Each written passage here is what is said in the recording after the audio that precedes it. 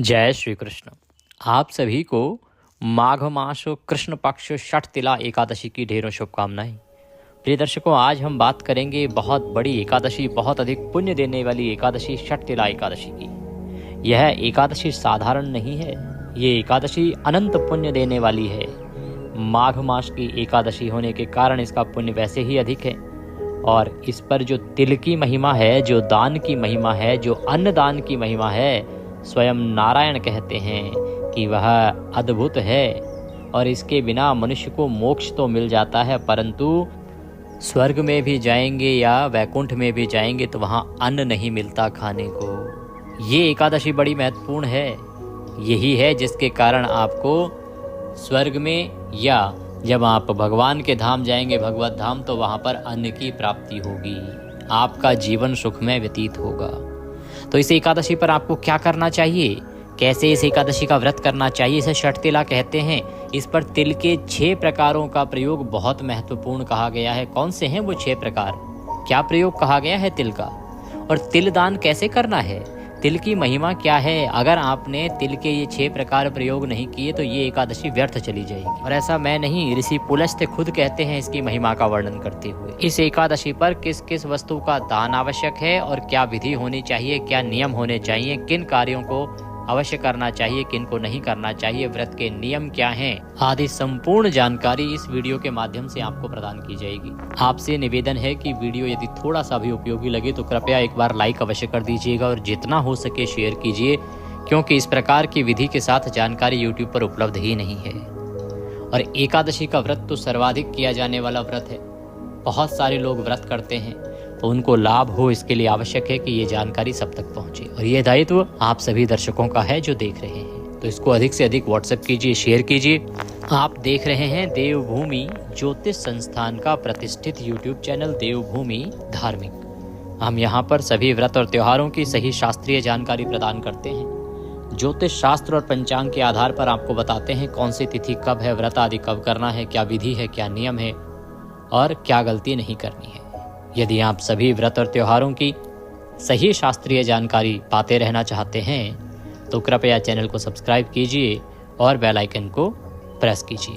आइए प्रिय दर्शकों, जानकारी आरंभ करते हैं। बात करते हैं आने वाली एकादशी षठ तिला एकादशी की। प्रिय भक्तों, माघ मास के कृष्ण पक्ष की जो एकादशी है उसको षठ तिला एकादशी कहा जाता है। ये एकादशी सभी पापों का नाश करने वाली है, ये मनुष्य को मोक्ष देने वाली है, और उससे भी बढ़ के ये मनुष्य को जब आप वैकुंठ जाते हैं, स्वर्ग में जाते हैं, तो वहाँ भोजन देने वाली है, उत्तम सुविधाएं देने वाली है। और जो मनुष्य इस जीवन में इसका व्रत करता है वह इस जीवन में जीते जी ही सभी भोगों को भोग लेता है, उत्तम सुख प्राप्त करता है।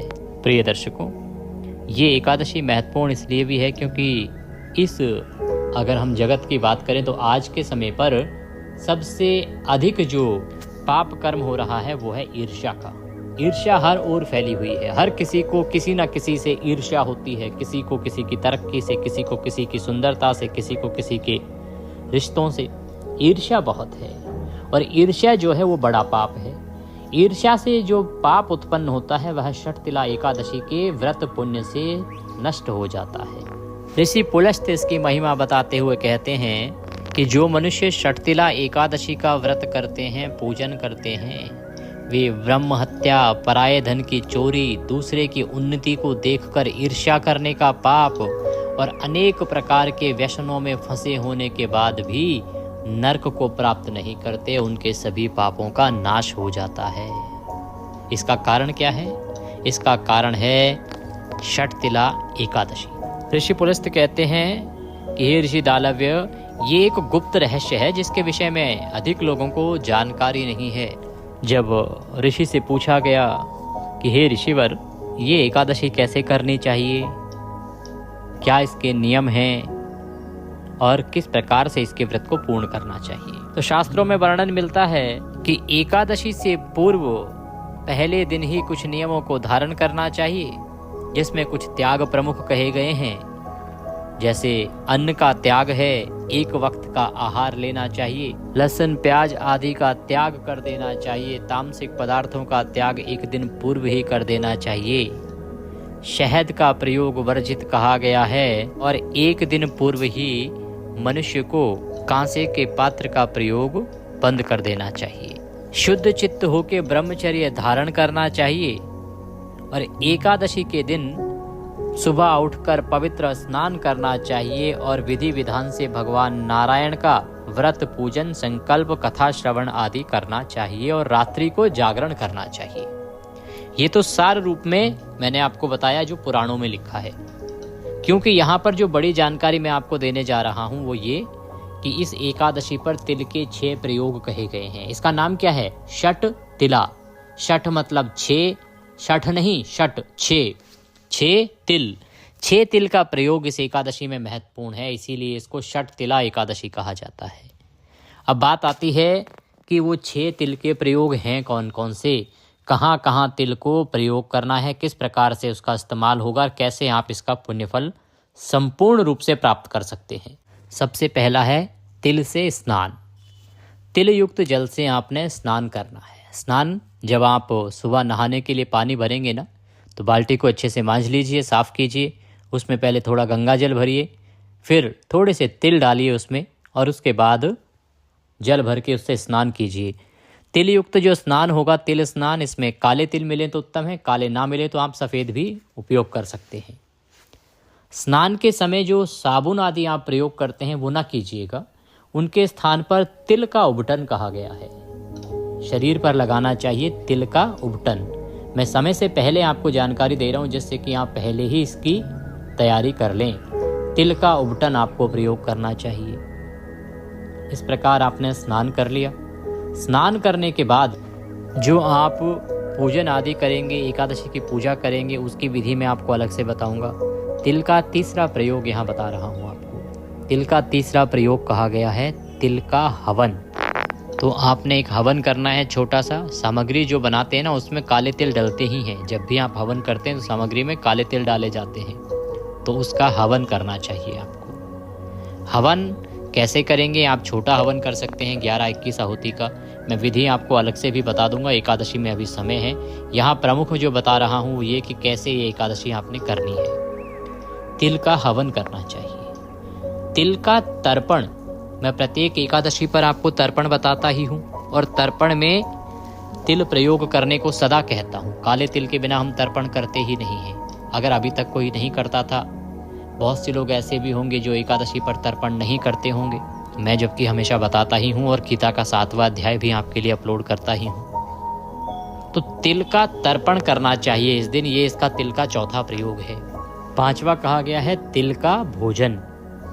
अब तिल का जो भोजन है वो षटतिला एकादशी को नहीं, ये भोजन आप करेंगे पारण वाले दिन, व्रत खोलेंगे इससे आप। और छठा रहेगा तिलों का दान। ये 6 प्रयोग जो हैं प्रमुख रूप से षटतिला एकादशी पर कहे गए हैं।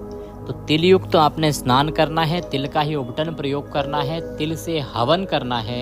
हवन कैसे करेंगे मैंने पहले बताया है, यहाँ फिर बता दूं कि सामग्री बनाइएगा हवन की। 5 मैं मंत्र बता रहा हूँ, 5 मंत्रों के कम से कम 5-5 आहुति दीजिएगा। अधिक जो भी आप 11-21 दे पाएँ दे सकते हैं। मंत्र आप एक बार ध्यान से सुन लीजिए। ओम भूर्भुवः श्री ग्राम देवताभ्यो नमः स्वाहा।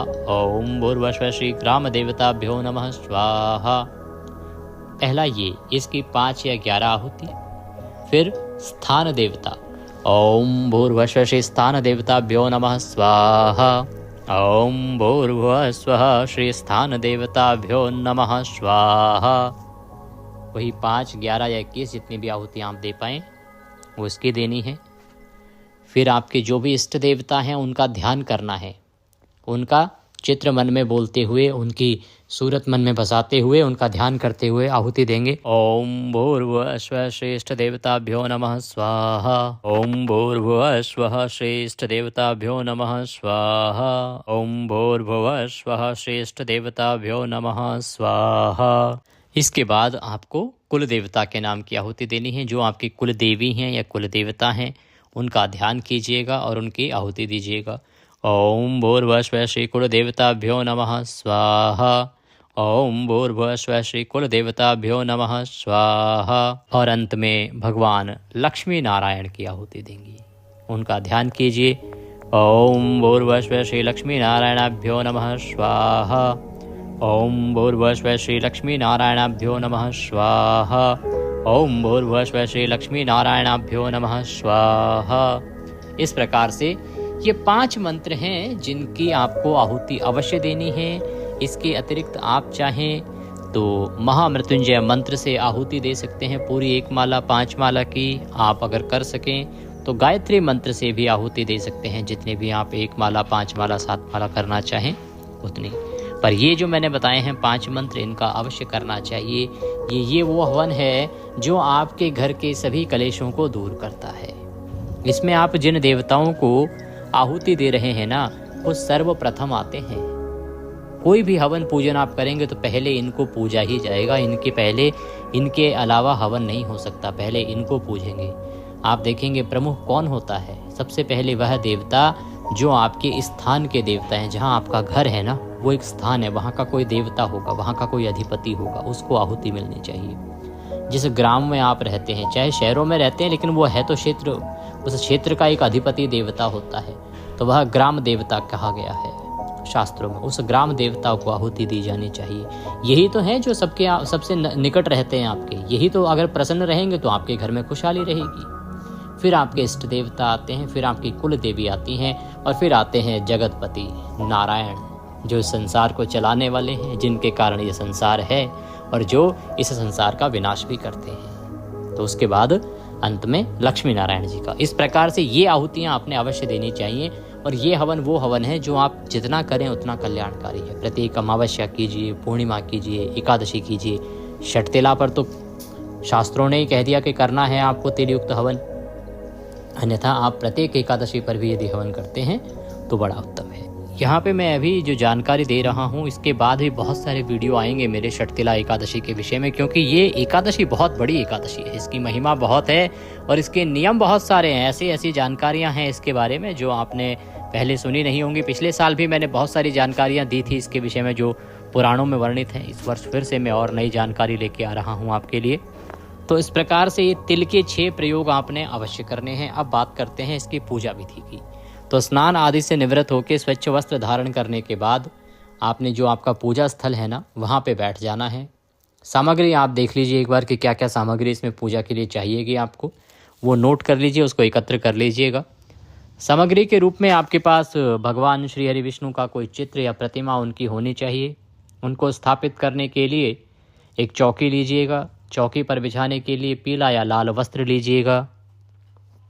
पूजा में रौली, मौली, पान, सुपारी, लौंग, इलायची, धूप, दीप, नैवेद्य, पुष्प की माला हो तो माला, इत्र, जनेऊ, पंचामृत बनाने के लिए कच्चा दूध, दही, घी, शक्कर और गंगाजल। शहद का प्रयोग जो है वो एकादशी में नहीं होता है, इसका ध्यान रखिएगा। इस प्रकार से ये सामग्री है जो आपने एकत्र करनी है, इकट्ठी करनी है पूजा के लिए। ये सारी सामग्री एकत्र कीजिए और जो आपका पूजा स्थल है जहाँ बैठ के आपने पूजन करना है, वहाँ सारी सामग्री रख दीजिए। एक लोटा लीजिए तांबे का, उसमें पहले थोड़ा गंगा जल भरिए, फिर शुद्ध जल भरिए और फूल के माध्यम से इस सभी सामग्री पर और उस स्थान पर जहाँ बैठकर आपने पूजन करना है जल के छींटे दीजिए। इससे होगा क्या कि ये जो स्थान है ना वो पवित्र हो जाएगा, ये सामग्री भी पवित्र हो जाएगी। क्योंकि सामग्री हमारे पास पहुंचने से पहले न जाने कितने हाथों से होके निकली है और किसने किस अवस्था में इसको छुआ है, तो भगवान को अर्पित करने से पहले इसका पवित्रीकरण किया जाना चाहिए। तो जल छींटे दीजिए। मैं यहाँ से मंत्र पढ़ता हूँ। ओम पवित्र हो अपवित्रवांग सर्वांग वस्थांगतोपि वाम यह स्मरेत पुंडरीकाक्षं सभायंतरः शुचिः। ओम पुनातुवम पुनातुवम पुनातुमाम। इस प्रकार से आपने जल छींटे देके और स्थान को शुद्ध किया है, सामग्री को शुद्ध किया है। अब आप चौकी बिछाइए। चौकी पर जो वस्त्र है लाल या पीला आपके पास, उसको बिछाइए।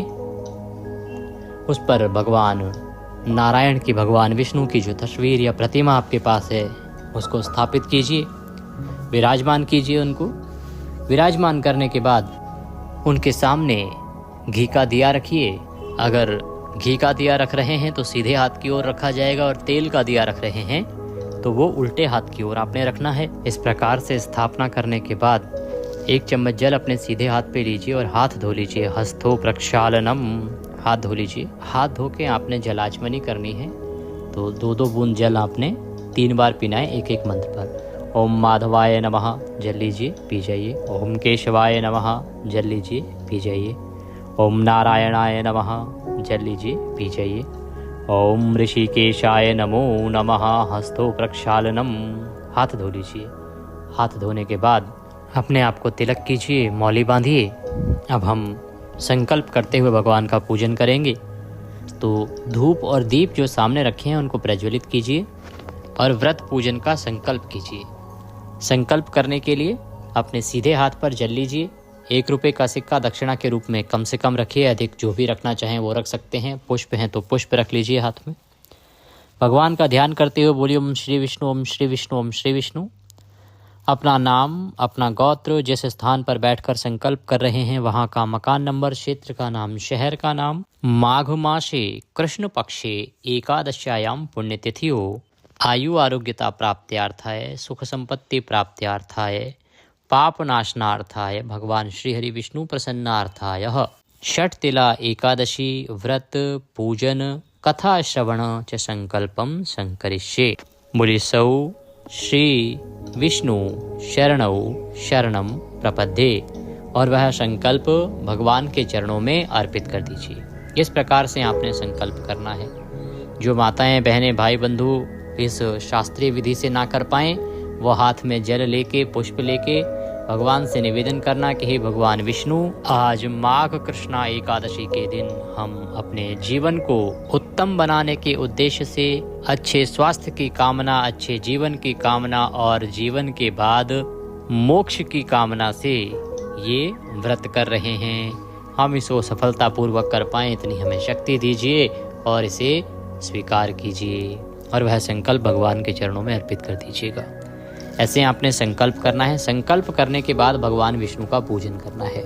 पूजन में सूक्ष्म रूप से बताऊं तो सबसे पहले भगवान को पद्य अर्घ आचमनी कराया जाएगा। तो 3 बार जल के छींटे दीजिए पुष्प के माध्यम से या चम्मच से 3 बार जल अर्पित कीजिए। उनके सामने एक पात्र रख दीजिएगा, उसमें फिर उनको स्नान कराइएगा। शंख से स्नान कराते हैं तो बड़ा उत्तम रहेगा।